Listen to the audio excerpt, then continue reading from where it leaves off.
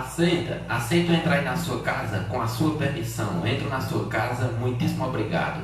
Começando para toda a Altaneira e Brasil, mais uma edição do programa A Voz de Paulo Henrique Maia. E a partir de agora trarei informações de diversos aspectos, sempre com imparcialidade e sem cor partidária. E agora, nesse momento, está entrando no ar o programa que não tem rapezo com ninguém. Nem com partido político, nem com o presidente da República, nem com o governador do estado, nem com o deputado federal, nem com o deputado estadual, nem com o prefeito, principalmente nem com o vereador. Uma boa tarde a você que me acompanha pela Rádio Comunitária Altaneira FM ou pela live ao vivo transmitida pelo Facebook, Altaneira Ceará Brasil, 30 de novembro de 2019, 12 horas e 2 minutos, horário oficial de Brasília. Sob a proteção de Deus, com as bênçãos de Jesus, inicio a 48ª edição do programa. E hoje tem um tema que eu vejo de bastante relevância, bastante interesse, e é saúde pública também, mas antes eu quero dar aqui um alerta que nós, população de Altaneira, você ouvinte, ingressamos no abaixo-assinado manifestando nosso interesse sobre a CAGES, a falta de água constante e a qualidade da água. Convenhamos que a qualidade de água melhorou 90%. A água está chegando em sua casa em média 80 a 90% limpa. Já foi um avanço.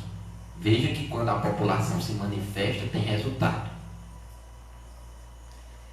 Só que a falta de água de início do abaixo-assinado tinha melhorado, estava chegando com mais frequência nas casas dos consumidores, mas agora voltou aquele transtorno da falta de água.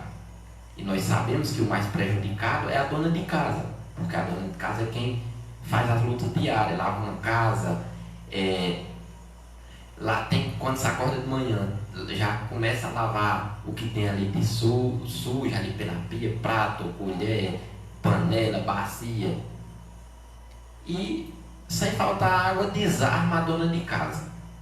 E ontem eu recebi uma reclamação, até um alerta, cobrando aqui a CAGES sobre o sítio Taboca. Hoje faz 3 dias que o sítio Taboca está sem água. Então a população espera que a empresa responsável dê um esclarecimento, porque recentemente mandaram aqui um aviso que ia ficar quase 12 horas sem água, e nas áreas mais altas sempre é mais prejudicado, que é 2 dias depois que tem chegado nas demais áreas. Mas no caso dessa vez, por que não alertaram o sítio Taboca? Porque é problema por cima de problema com a empresa responsável. Falta água constantemente. Quando uma rua tem, a outra não tem. Quando a outra tem, o sítio, o distrito ali não tem. E aí a população do sítio Taboca está sofrendo com a falta de água. Então esperamos que a CAGES, a empresa responsável, tome as providências. Ou então comunique à população por que está faltando naquela localidade. E nas demais ruas, que eu também não sei como é que está aqui na zona urbana por completo, eu não sei se também está faltando água, mas no sítio Taboca está com 3 dias sem água. Então fica aí o alerta para a empresa responsável. E adentrando aqui um tema bastante interessante, eu vou falar hoje sobre um problema de saúde pública, um alerta que até 2030 já está sendo considerado o mal do século, e até 2030 será o que mais está levando vidas, que é a doença chamada depressão. Segundo a fonte UOL.com, a depressão em xeque. O transtorno mental está realmente crescendo ou só estamos diagnosticando melhor? Nunca se falou tanto em saúde mental, especialmente em depressão. O transtorno estampa capas de revista e é assunto de telejornais e debatido em posts nas redes sociais. A extensão discursa em torno da doença e aflora a sensação de que há uma epidemia em curso.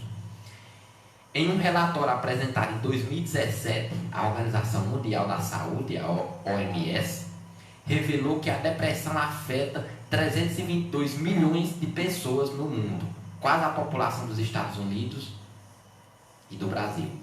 Os números chegam a 11,5 milhões, juntando Estados Unidos e Brasil, que pelo visto é os que mais são afetados. Em 2030, ela será a doença de acordo com o órgão. Será a que está no topo, em primeiro lugar. Mas esse alarde todo também veio acompanhado de dúvidas. Aumentou-se o número de diagnósticos, mas até que ponto não há uma confusão entre tristeza e depressão? Até mesmo pelos próprios psiquiatras e psicólogos. O transtorno sempre existiu, mas só agora estamos falando mais sobre ele. Isso não elevaria os números de diagnóstico, mesmo que a quantidade de pessoas deprimidas fosse a mesma. Existe uma existência secular. A depressão está longe de ser uma doença do mundo contemporâneo. Fernando Fernandes, médico psiquiatra e pesquisador do Programa de Transtornos do Humor, do IPQ, do HS da USP, Instituto de Psiquiatria do Hospital das Clínicas da Universidade de São Paulo, lembra que o transtorno já foi descrito sendo chamado de melancolia. Desde o primeiro tratado de medicina do mundo, na Grécia Antiga, o estado melancólico descrito é uma semelhante ao quadro atual de depressão, diz o psiquiatra. Jair de Jesus Maria, chefe do Departamento de Psiquiatria e Psicologia Médica da Escola Paulista de Medicina da Unifesp, Universidade Federal de São Paulo, afirma que Salomão, que teria se tornado o terceiro rei de Israel entre 966 a 926 anos antes de Cristo, tem sua depressão descrita no livro de Eclesiastes, presente na Bíblia, onde conta como deixou de ver a graça no mundo ao seu redor. Mari ainda recorda que a primeira edição do livro A Anatomia da Melancolia, escrito por Robert Burton, apareceu em 1621 no Reino Unido. Mas se o transtorno mental é discutido há séculos, por que temos a impressão de que ele é algo recente? É nesse momento que os especialistas começam a discordar.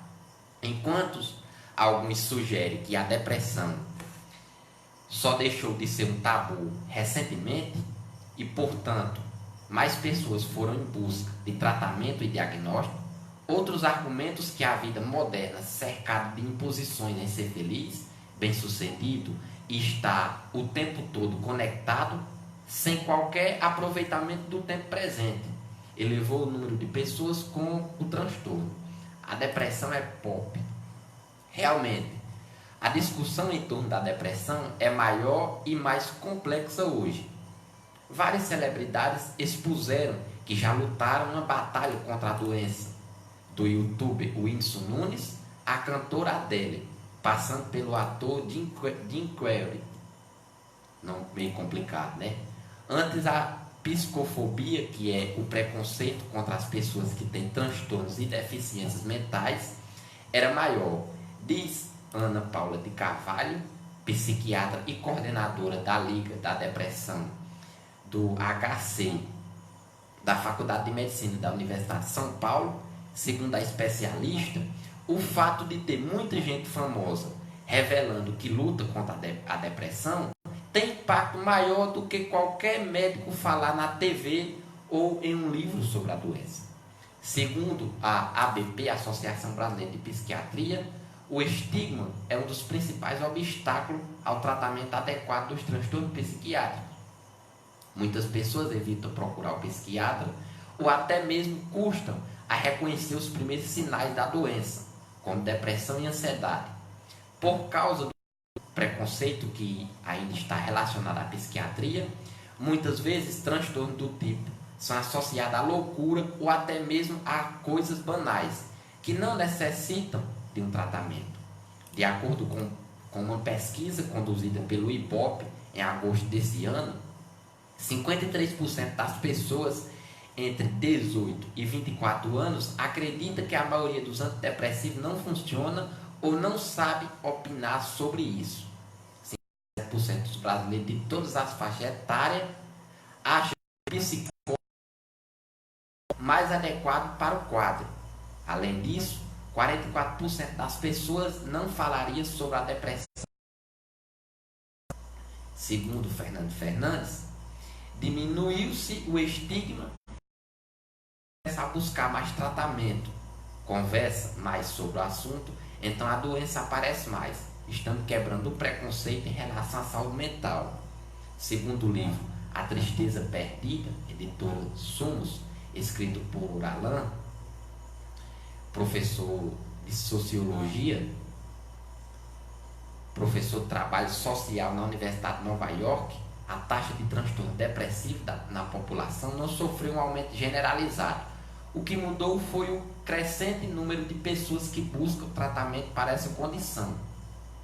O aumento das prescrições de medicamento antidepressivo, o número de artigos sobre o tema da mídia e literatura científica e a crescente presença da depressão como um fenômeno da cultura popular. O mal da vida moderna será a depressão deixar de ser um tema polêmico, tem relação com o aumento nos números de casos. Entretanto, a vida moderna também pode estar por trás desses bons. Há uma série de aspectos que servem de gatilho para o seu desenvolvimento. O ritmo da vida, a falta de qualidade no sono, falta de exercício físico, o excesso de trabalho e o uso excessivo das redes sociais são apenas alguns dos fatores que podem contribuir para o aparecimento das doenças. E todos eles estão fortemente presentes entre pessoas dos dias atuais, diz Antônio Geraldo da Silva, presidente da APAL, Associação Psiquiátrica da América Latina, e superintendente técnico e diretor da ABP. Quem defende a tese de como a sociedade atual favorece a depressão, ainda argumenta que por mais que não existam mais guerras mundiais, as economias locais andam bagunçadas e com número altos de desemprego. Aumento da desigualdade social, falta de acesso a tratamento médico, a educação, uso precoce de álcool e de drogas e crescente urbanização também tem levado a esse nível altíssimo dos vários transtornos psiquiátricos, tal como levante da depressão. Estamos vivendo mais, mas com menor qualidade de vida. Os eventos de vida favoráveis, como baixo acesso ao lazer, estresse crônico devido à baixa escolaridade e a privação social. O convívio constante com a violência, principalmente na periferia dos grandes centros urbanos, também são fatores relacionados ao aumento da depressão, somando a pressão exigida pelas redes sociais em estarmos sempre fazendo algo surpreendente e nos divertindo. O indivíduo entra em um estado deprimido de que a vida dele não é tão boa assim. Ainda há a teoria de que o corpo humano não evoluiu conforme o mundo. Ele é preparado para a época das cavernas, quando caçávamos, passávamos tempo sem comer. Diante da oferta que temos de alimento, não temos que caçar, aumenta a resposta inflamatória do organismo e chance de ter depressão e a obesidade aumenta. A tristeza ou depressão, a forma de diagnosticar o mundo. Diagnosticar mudou. Do lado de quem não acredita que esse aumento de fato da depressão exista, há uma crença de que o que realmente mudou foi a definição da doença. Desde 1980, a psiquiatria e as outras áreas de profissão da saúde mental usaram uma definição de depressão que confunde o transtorno depressivo genuíno com estados de tristeza intenso, mais normais, escreve os autores de A Perda da Tristeza. Segundo eles, desde que a terceira versão do Manual Diagnóstico do Estatístico da Associação Americana de Psiquiatria, foi publicado em 1980, se baseou-se principalmente em uma lista de sintomas para sua definição de transtorno depressivo. Então, alguém que tem 5 sintomas de uma lista que inclui humor deprimido, perda de interesse em atividades habituais, insônia, fadiga e apetite diminuído, incapacitado de se concentrar e sintomas semelhantes por um período de 2 semanas, é considerado como tendo um transtorno depressivo. Para Marie, entretanto, não houve uma diferença significativa do ponto de corte para se determinar o diagnóstico que são os manuais atuais que determinam os critérios e diretrizes para se fazer um diagnóstico da depressão. Realmente não existe um exame capaz de confirmar que alguém está deprimido, mas ao se fazer uma conexão entre os sintomas e a vida da pessoa, é possível fazer um diagnóstico correto, dizer, para a depressão se caracterizar como problema clínico, é preciso que haja uma mudança qualitativa na vida da pessoa, sendo este um estado duradouro e persistente, pelo menos 2 a 4 semanas, com impacto funcional relevante nas relações pessoais e funções educacionais e ocupacionais. Segundo o psiquiatra Jair Mari, a tristeza é passageira, mas a depressão se habita no transtorno. O vazio é desesperança e invade o cotidiano. Há uma crítica forte em relação ao DSM, mas a depressão como doença que vai pegar uma série de sinais e sintomas em que você vai fazer a história do paciente de maneira adequada e não são os critérios do DSM que determinam se a pessoa tem ou não depressão. Segundo Carvalho, tem a ver com sofrimento e impacto na vida dele. Tem depressão que não tem tristeza. São coisas diferentes que podem estar ligadas ou não. Precisamos falar sobre ela. O número de casos está aumentando? Sim. Está se falando mais dela e, portanto, mais pessoas são diagnosticadas? Sim, também. Não há como saber se a depressão de fato é o mal do século, mas com certeza a doença faz parte de uma lista de problemas que atinge grande parte da população. Seja qual for o lado da corda em que você está, é inegável que o fim do estigma é uma boa notícia. É parecido com o HIV, que hoje tem tratamento e se tornou algo crônico. Se antes a gente mal falava sobre depressão, sobre suicídio, e ainda assim as pessoas continuavam morrendo, hoje não temos medo, tratamos e seguimos. Podem não haver, mas há como ter uma vida normal, diz Carvalho. A falta de apoio às pessoas com transtornos mentais, juntamente com o estigma e a vergonha associada a eles, são barreiras de acesso ao tratamento. Os números o falatório sobre a depressão são de fato para causar alarme. Estes novos números são um sinal de alerta para que todos os países repensem as suas abordagens à saúde mental e tratem com a urgência que merece, diz Margaret Chan, ex-diretora-geral da Organização Mundial da Saúde. Independentemente de seu crescimento ou não, é importante falar sobre ela. E segundo a fonte G1.com, a taxa de suicídios entre crianças e jovens de 10 a 24 anos cresce pelo 10º ano consecutivo nos Estados Unidos. No Brasil, os dados mais recentes são do Anuário Brasileiro de Segurança Pública, que estima que em 2018, 11.314 pessoas de todas as idades cometeram suicídio. Veja que se trata de uma guerra. Só no Brasil, em 2018, olha o alarme, 11.314 pessoas se suicidaram, de todas as idades. A taxa média nacional é de 5,4 a cada 100 mil habitantes, considerando a população mais nova. Entre 2000 e 2012, o aumento foi de 65% entre pré-adolescente de 10 a 14 anos. Essa é a faixa etária que está mais atingida. Então, algum problema está ainda nos estudos para ser detectado mais a fundo, que, como foi lido na matéria, um dos grandes fatores que tem afetado esse mal é a era tecnológica. Está toda hora e todo momento conectado. E aí vem outro aspecto a subir, é a sociedade, com comportadas exceções, esteticista, né? Expõe sua vida demais nas redes sociais. Então isso, junto com as redes sociais, tem causado um grande transtorno, que inicia com a depressão e infelizmente termina com suicídio.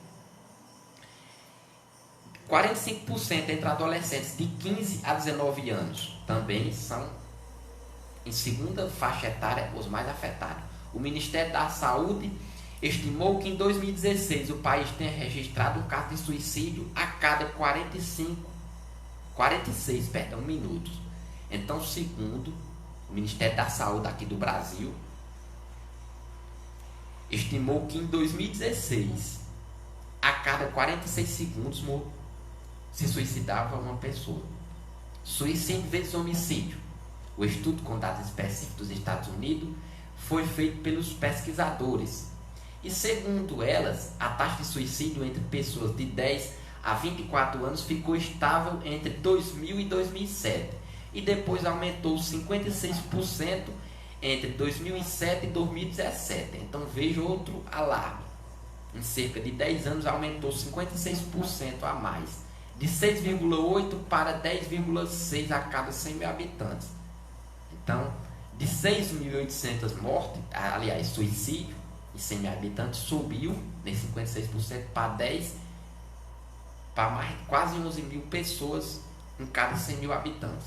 Os dados foram analisados também entre os 3 grupos que compõem essa parcela demográfica: as crianças e pré-adolescentes de 10 a 14 anos e os adolescentes de 15 a 19 anos e jovens de 20 a 24 anos. As pesquisadoras ressaltaram que as taxas de suicídio são mais altas que a de homicídio em todos os 3 grupos. Dentre essas faixas etárias, e é atualmente a segunda causa de morte mais frequente em todos eles. No caso dos adolescentes e dos jovens, o homicídio está em terceiro lugar na lista de motivos que mais matam. Já entre as crianças de 14 anos, a taxa de homicídio caiu 18% desde 2000 e atualmente é a quinta principal causa de morte. As demais causas de morte são, por exemplo, as doenças ou acidentes. Em 2017, 178 pessoas de 14 anos foram vítimas de homicídio no país. Geração da solidão, segundo especialistas brasileiras em suicidologia, consultada pelo G1.com, os números não são necessários porque acompanham uma tendência de vários anos. O número não surpreende, mas ele choca de a gente poder pensar que as crianças dessa idade estão pensando em morrer, afirmou Karen, cofundadora do Instituto Vita Alegre de Prevenção e Pós-Venção do Suicídio. O fato de que a taxa de homicídio seja mais baixa entre as crianças ou esteja em declínio de um país desenvolvido como os Estados Unidos também segue uma tendência já esperada. A violência urbana costuma ser mais alta entre adolescentes e jovens. Por exemplo, a psicóloga Karina, especialista em prevenção e pós-venção ao suicídio, explica que quando queremos compreender os processos destrutivos, devemos atender para a direção da agressividade, ou seja, quando a agressividade se volta contra si, o suicídio acontece. E quando a agressividade se volta para fora, o homicídio acontece. Então é um alerta bastante atual, que é preocupante o número de mortes. Número de morte não, número de suicídio. Há uma grande diferença. É porque quando se fala em morte, a gente só... O que me vem muito é os homicídios. E vejo que o suicídio está ultrapassando esses números de homicídio. E para falar mais um pouco a fundo sobre esse tema, eu busquei alguns comentários sobre um atual contemporâneo psicólogo e palestrante espírita, o Rossandro Klinge, sobre a depressão, o suicídio, que é um alerta que precisa ser algo debatido entre as famílias. Quantas pessoas não estão passando por um problema como esse e pouca gente entende o que é. Muitos dizem que é falta de Deus. O que mais essas pessoas que passam por isso querem é ser julgadas. Aliás, não querem perdão. O que mais elas não querem é ser julgadas, porque elas já vivem em constante julgamento, lutando com elas mesmas. E aí, quando se tem um julgamento, isso se torna bastante fatal. E não vamos se martirizar pelo que já se foi. Não vamos perder tempo com o que já passou. Vamos ganhar com o que vem. Não vamos julgar. Segundo as palavras de Rossandro Klinge, os estudos comprovam que a mente não diferencia ficção da realidade. Com isso, é fácil a mente absorver palavras, feitos negativos que introjetam na sua vida, como fortes palavras que têm um peso profundo na sua vida, na sua existência e no seu modo de pensar. Posso até dizer na sua filosofia de vida. As fortes palavras negativas que muitas pessoas, principalmente os jovens, tanto ouvem hoje, que levam à depressão, palavras fortíssimas. Para quem já está à beira de uma depressão, é ouvir que ninguém te ama, que você não merece ser feliz. Entra também o laço familiar e adentra até as escolas, quando adentra o bullying, quando um adolescente, uma criança é chamada de burro em uma escola, isso tem um grande choque mental na vida daquela criança e na vida daquela adolescente.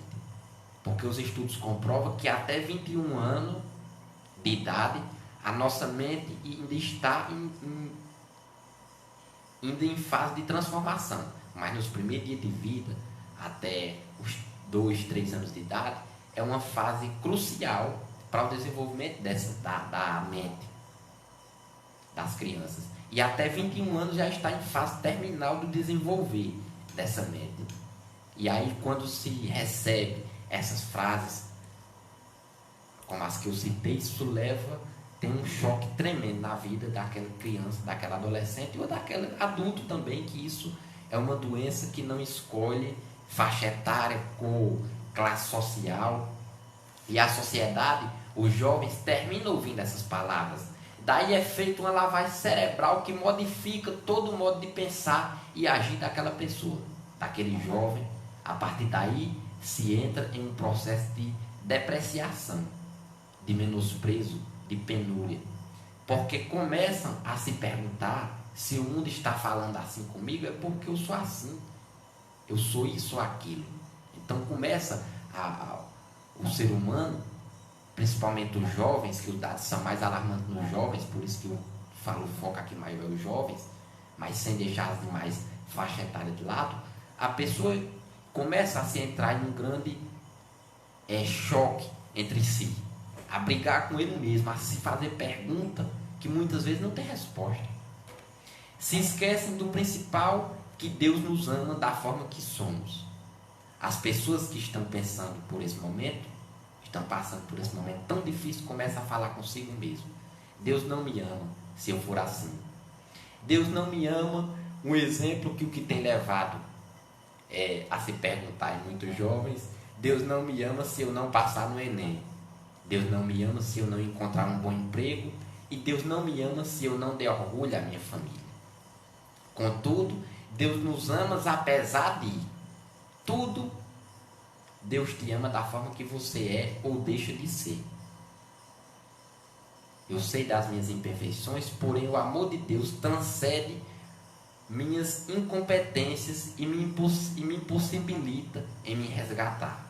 Você está aqui pela misericórdia infinita de um Pai que tanto te ama, que nem te faz lembrar do mal que você fez, para que você possa ter um mínimo de paz para recomeçar, acertando com você mesmo, acertando com o seu próximo e o principal, acertando com a vida. Por isso, não ouça a trama que diz que você é incompetente ou que você é incapaz. Você deve se concentrar em você mesmo, em um processo sereno de autodescobrimento. Segundo a frase de Joana de Ângeles, um ser consciente é aquele que nem se culpa e nem se justifica, apenas se transforma. Faz-nos lembrar de Jesus Cristo quando ele indagou na passagem bíblica que mostra o teor de humildade e de todos os aspectos que dignifica um ser. Quando Cristo indagou e fez a seguinte indagação: mulher, onde estão teus acusadores? Com Maria Madalena. Maria Madalena responde: não sei, Senhor, ninguém mais está aqui com as pedras nas mãos. E Jesus em seguida responde: eu também não te acuso, nem culpa, nem justificativa. Então veja que naquele momento ali extremo, que Maria Madalena ia ser apedrejada, ia ser julgada, Cristo, com toda a sua sabedoria, disse pouquíssimas palavras: quem nunca errou e quem não tem pecado, pode atirar a primeira pedra. Não ficou um.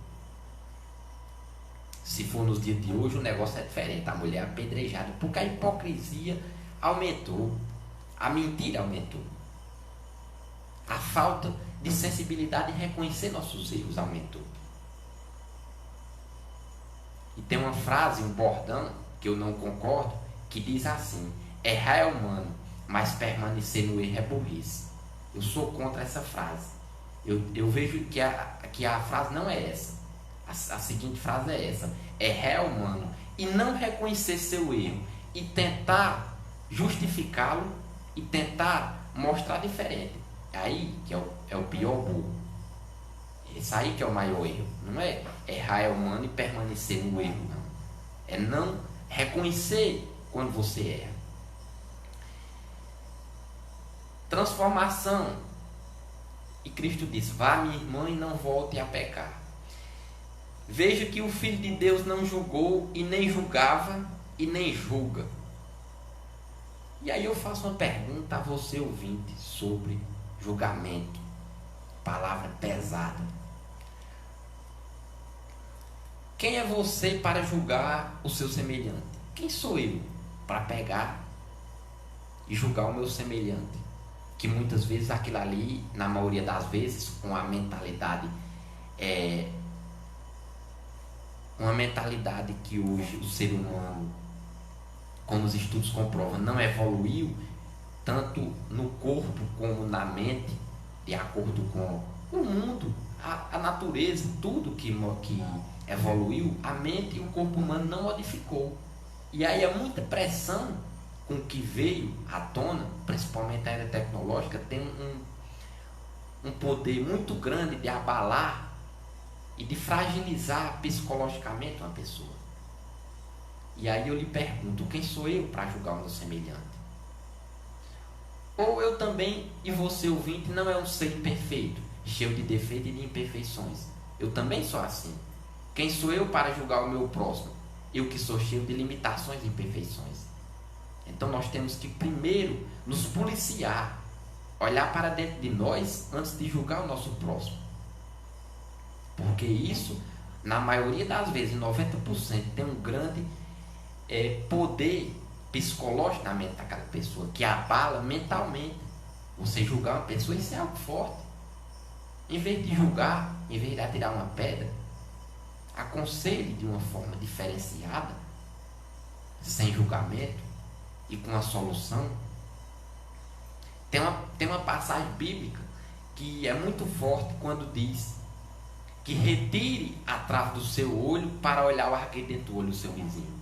Então vamos olhar para dentro de nós e ver nossas imperfeições, nossas limitações, nossos erros, para depois julgarmos o próximo. Quem olha para dentro de si e vê suas imperfeições, reconhece suas imperfeições, que ninguém realmente não é perfeito, isso ninguém tem mais dúvidas sobre isso. Aquele ser que olha para dentro de si e enxerga suas imperfeições, suas limitações, não tem a capacidade e ele não chega a julgar o seu próximo, porque ele vê dentro dele os erros que ele tem. Não é para se martirizar, que todo mundo erra, e sim crescermos, reconhecermos o erro para cima e em cima daquele erro podermos sermos diferentes. Jesus Cristo preferiu morrer do que matar, preferiu morrer do que julgar. Veja que é forte. Veja que o próprio Cristo preferiu ser crucificado na cruz do que julgar e do que matar. Quando Jesus fala que não veio para ser servido e veio para servir, ele constrói para nós o roteiro do verdadeiro sentido da vida. Você não precisa ser perfeito para servir a Deus. É servindo a Deus que você busca a perfeição. Você não precisa ser isento, não ter pecado, para fazer uma tarefa do bem. É exatamente fazendo a sua tarefa do bem que você consegue vencer as suas deficiências, os seus defeitos. E muitas vezes, quando eu falo servir a Deus, servir a Jesus Cristo, soa, e eu acredito que você, ouvinte, pensa que eu falo no aspecto de estar pegado a um templo religioso. E veja que o próprio Cristo, o Filho de Deus, quando ele veio ao mundo, ele não tinha igreja. Com todo respeito a quem frequenta, tem sua... Quem frequenta algum templo religioso, ou quem tem seu segmento de fé, com todo respeito.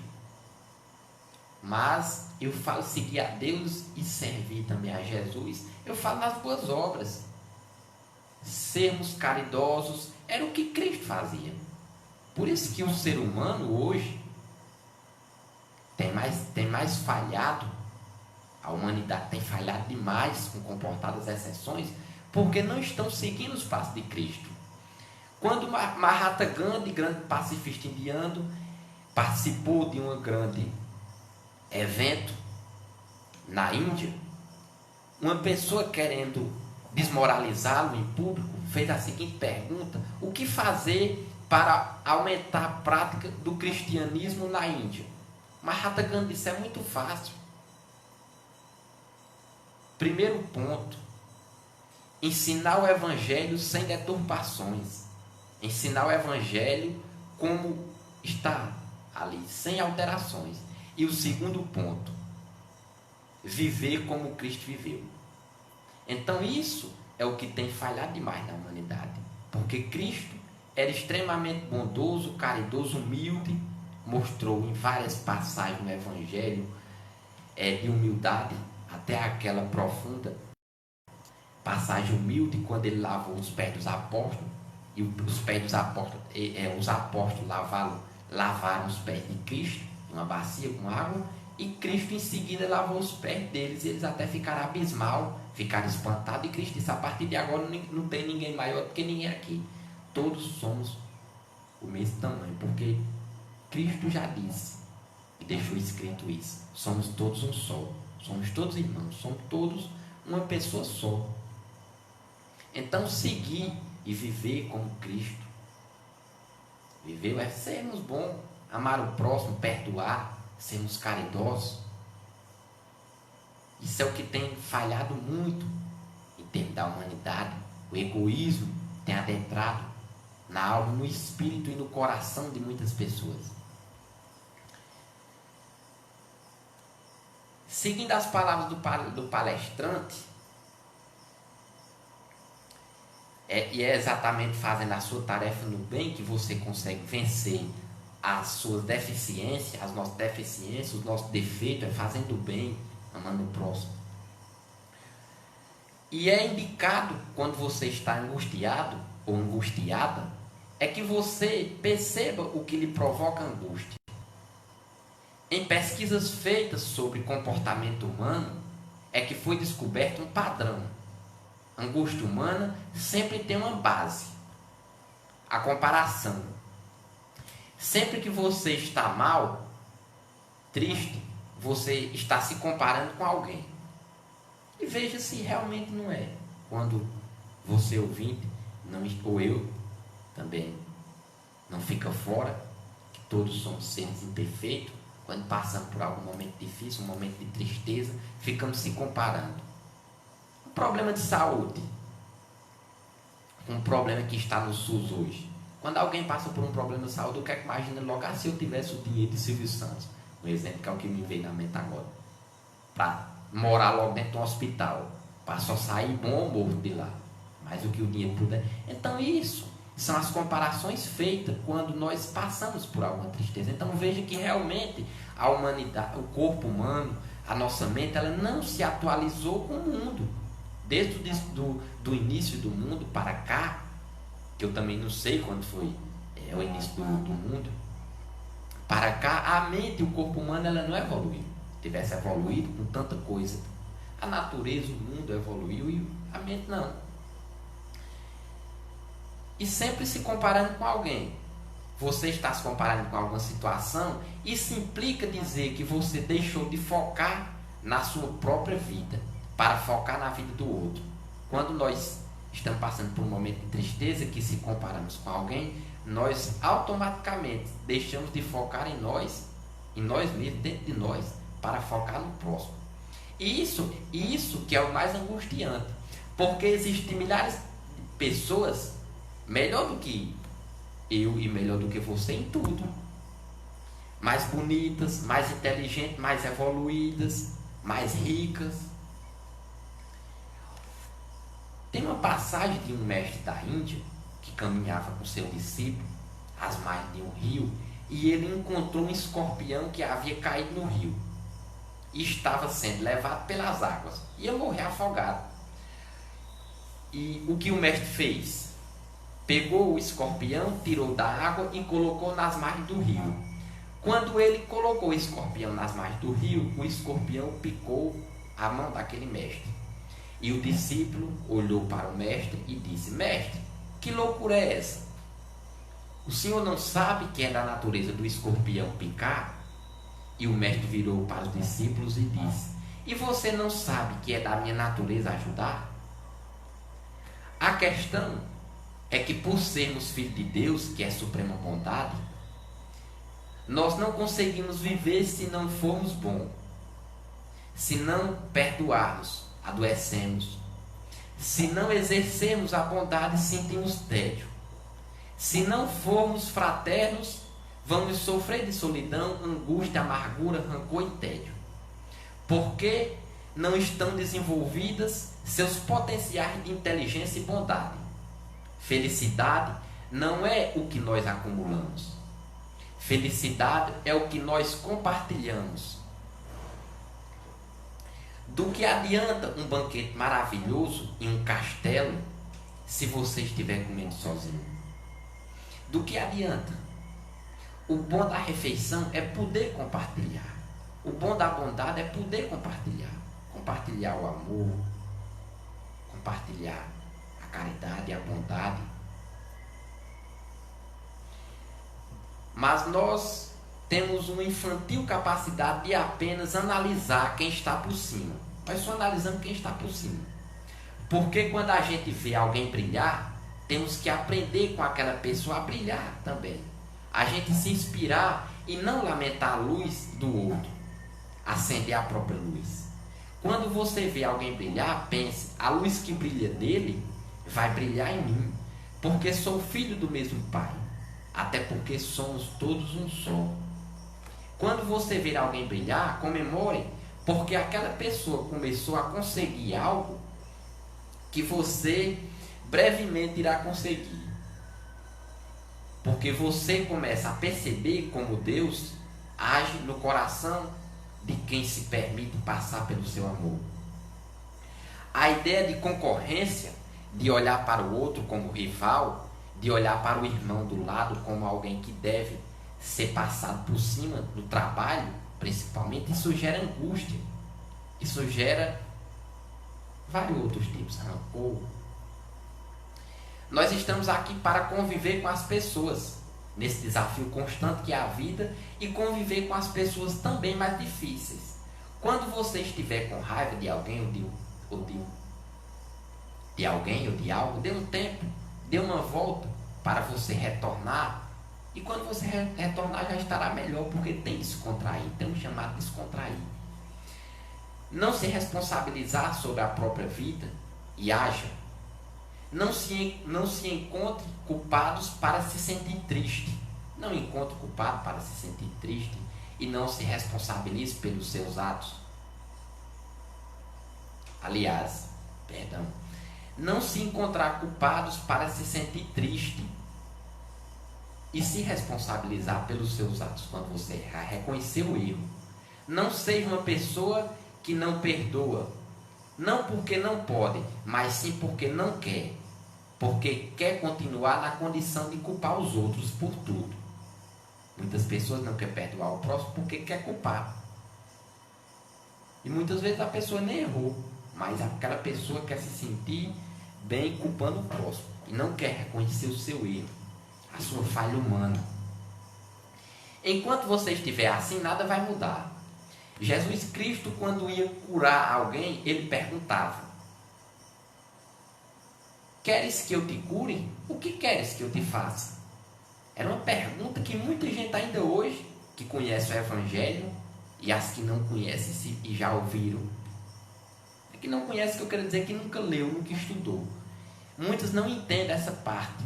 Porque era que Cristo perguntava: o que queres que eu faça? A pessoa estava cega, ele estava vendo e ainda fazia essa pergunta. Muita gente fica a se perguntar o porquê ele ainda fazia isso. Por que essa pergunta era feita? Essa pergunta era feita porque nem todos os cegos querem enxergar. E nem todos os que perguntam querem a resposta. Porque Cristo esperava um agir daquela pessoa.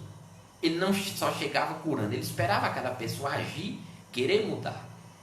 Tem que haver uma disposição íntima de mudar vindo de você, dentro de cada um de nós.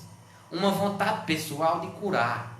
Uma vontade de se sentir capaz de ser amado por Deus. Não desperdice a oportunidade que você está tendo. Oportunidade essa da vida. Quando você começar a perdoar, você vai perceber que nem direito de perdoar uma pessoa você tem, porque você não tem direito sequer de odiar o seu próximo. Então, quando você perdoar, você vai perceber que você nem direito sequer de odiar aquele próximo você tinha. Então você já errou demais. No momento de angústia, de desespero, lembre-se que nunca estamos sós. Lembre-se, Deus jamais desiste de nós, de cada um, de você ouvinte. Lembre-se, Jesus Cristo está no leme desse barco que é a vida. Toda essa angústia temporária passará. Toda essa dor temporária cessará, porque um dia novo irá amanhecer e já amanheceu. O que falta em muitos, em mim, em você ouvinte, o que falta em cada um de nós é gratidão. Agradecer pelas coisas que deram certo e também as que não deram. Porque se você perceber, muitas coisas, todas elas que não deram certo, foi livramento. Quantas pessoas não já tiveram livramento e até hoje diz: não, tal situação não deu certo, se martiriza, culpa a Deus, culpa o próximo porque aquela situação não deu certo. E muitas pessoas veem que aquela situação não deu certo para aquela pessoa, ela teve livramento. E muitas vezes, quando não é livramento, é um aprendizado para sabermos como, para sabermos viver.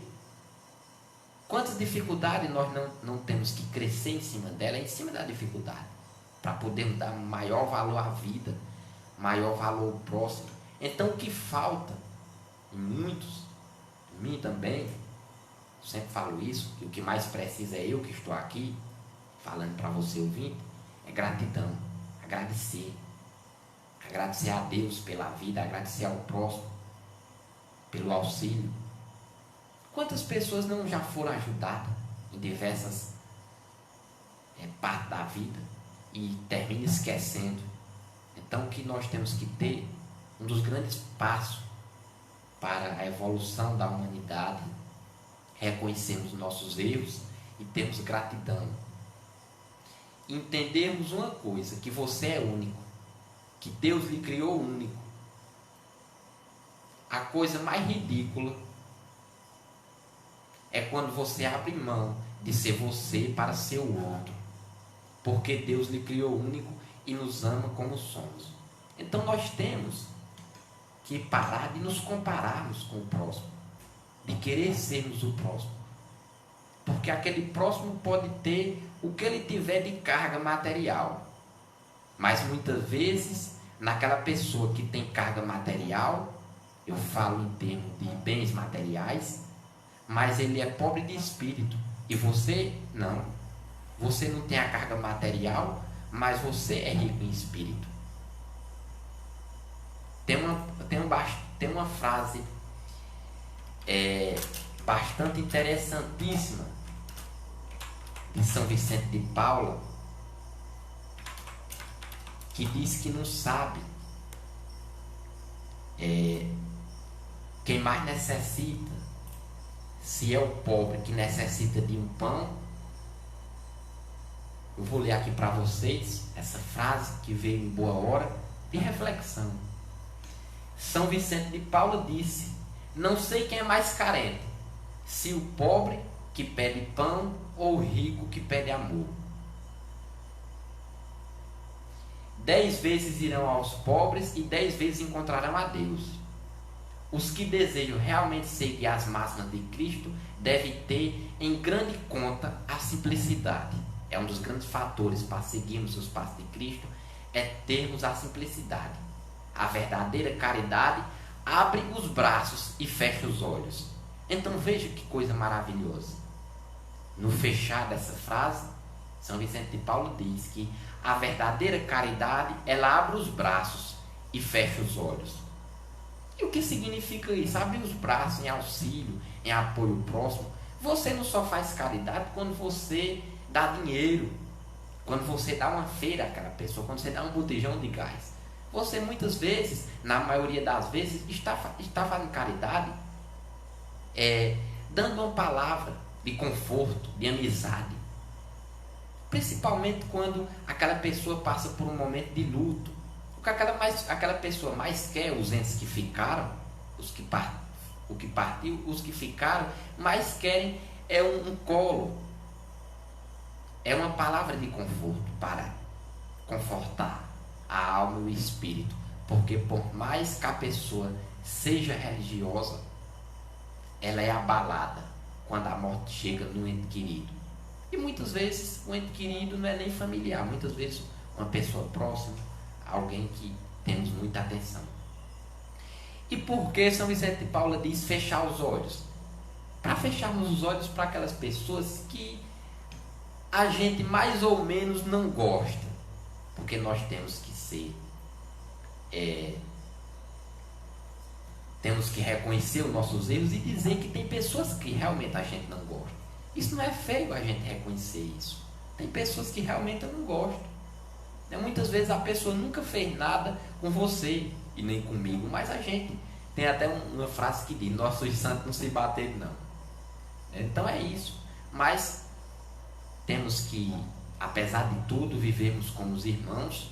Não é que eu não gosto daquela pessoa que eu tenho que jogar pedras nela. Eu não gosto, mas nós temos que conviver como os irmãos, sem diferença.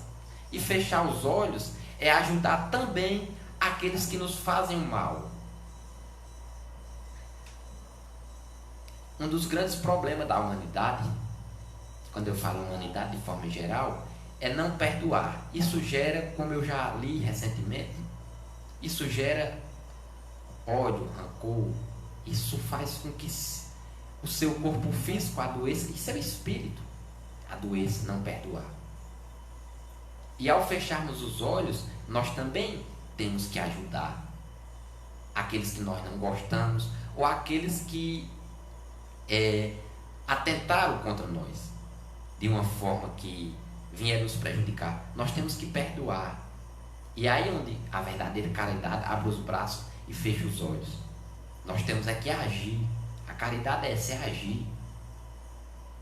Então, que esse programa de hoje possa ser um programa, reflexivo para você ouvinte, como está sendo para mim, porque eu sempre digo, o que mais precisa aqui é eu, porque o ouvido mais próximo que tem aqui é o meu.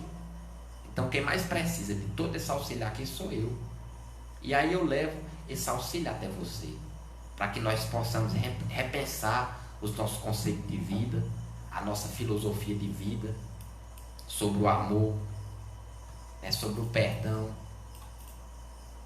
sobre a caridade, seguirmos realmente os passos de Cristo, que envolve a simplicidade, a honestidade, o amor próximo.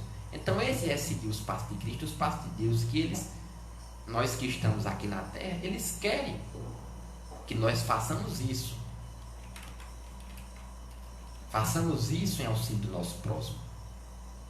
E não nos martirizar tanto. E o principal, reconhecer os nossos erros. É muito importante isso, reconhecer os nossos erros, para que nós possamos acertar. A primeira coisa, é reconhecermos os nossos erros. A grande humanista, Madre Teresa de Calcutá, ela tem uma frase também bastante interessantíssima, para descentralizarmos, que muitas pessoas dizem, muitas vezes até a gente mesmo, eu, o seu ouvinte, diz assim, eu não vou ajudar mais fulano mais não, eu ajudei fulano. Eu digo em termos de caridade, dar um prato de comida, um quilo de alguma coisa, um auxílio, uma palavra. Eu não vou ajudar mais fulano mais não, porque quando ele precisou eu ajudei, e quando eu precisei não chegou nem perto. Foi dar risada, não fez a maior presteza. Mas Madre Teresa de Calcutá disse uma frase bastante interessantíssima para descentralizarmos, para ver que nós temos que ajudar o todo, sem distinção de cor, de crença, de o mal, por mais difícil que seja, que aquela pessoa nos causou. E Madre Teresa de Calcutá disse o seguinte: o bem que você faz hoje pode ser esquecido amanhã. Quantas bondades você ouvinte não já fez e não foi esquecido? Aliás, é para ser esquecido mesmo, porque o próprio Cristo disse que o que a mão esquerda dá, a direita não precisa ficar sabendo, o que a direita dá, precisa não ficar sabendo, ou vice-versa.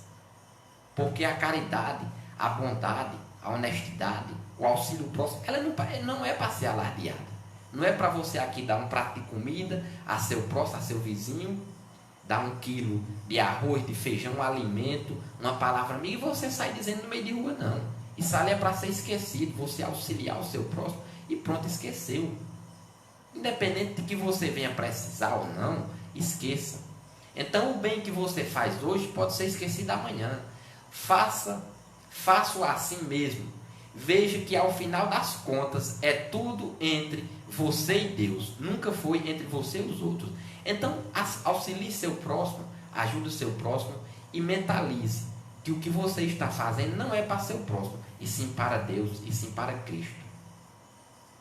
Porque o próprio Cristo, quando ele foi crucificado, mesmo tendo sido traído por Judas, ele o perdoou, como perdoou aos demais apóstolos, que o negou também. Veja que Cristo andava com 12 apóstolos.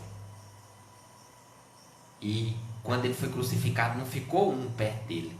É tanto que eu sempre uso a máxima que o ser humano mais evoluído, mais preciso, com maior força espiritual e na física é a mulher. O homem é bicho mole, né? Convenhamos disso. Vamos deixar o machismo de lado, né? Porque a mulher, quando Cristo foi crucificado, não ficou um homem perto dele ali na cruz. Só veio as mulheres, a mãe dele e as demais auxiliar. As mulheres foi quem ficou ao lado dele. Então veja que do início de lá de quando Cristo foi crucificado. E ele não tinha nenhuma mulher andando ao lado dele. Ele tinha 12 apóstolos. E ele foi crucificado, foi traído e ele o perdoou. E as últimas palavras deles é: Pai, perdoa que ele não sabe o que fazem. Porque se ele soubesse o que está fazendo, ele jamais aquilo ali já teria acontecido com Cristo. Então, e Madre Teresa de Calcutá, ela vai além quando ela diz que não é a altura, nem o peso, nem o músculo que torna uma pessoa grande. O que torna uma pessoa grande não é a força física, não é a altura e nem é o peso, é o coração. Porque todas as pessoas têm um coração bom, mas convenhamos que nem todas o usam. E nós temos, para sermos verdadeiros cristãos, seguirmos os passos de Cristo. E eu espero que, como eu, que possa mudar mais. Espero também que você, ouvinte, essa mensagem de hoje possa também mudar mais seu olhar para a vida, seu olhar ao próximo, como a matéria iniciou um problema grave, um alerta. Eu fiquei chocado quando vi o alarme que em 2018 foram quase 12 mil mortes, suicídio, no Brasil só no Brasil, a cada 46 minutos uma pessoa se suicida no Brasil. Então nós temos que auxiliar essas pessoas que estão passando por esse momento difícil. Auxiliar com a palavra, com um abraço. Essas pessoas precisam de nossa ajuda. E nós não podemos fechar os olhos para isso e dizer que a culpa é de fulano, é de cicrano. Nós temos que reconhecer os nossos erros. Se queremos ser pessoas melhores, vamos reconhecer nossos erros e auxiliar o nosso próximo. Então, uma boa tarde. Eu agradeço pela sua permissão de estar aí na sua casa, adentrar aí a sua casa, que para mim é uma honra, né, estar aí dentro de sua casa, seja pelo rádio ou seja pelo Facebook, que é transmitido ao vivo. E fique na paz e até.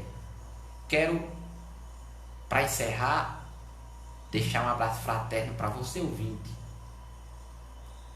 Como citei, irei repetir, que essas palavras de conforto sirvam para mim e para você, ouvinte.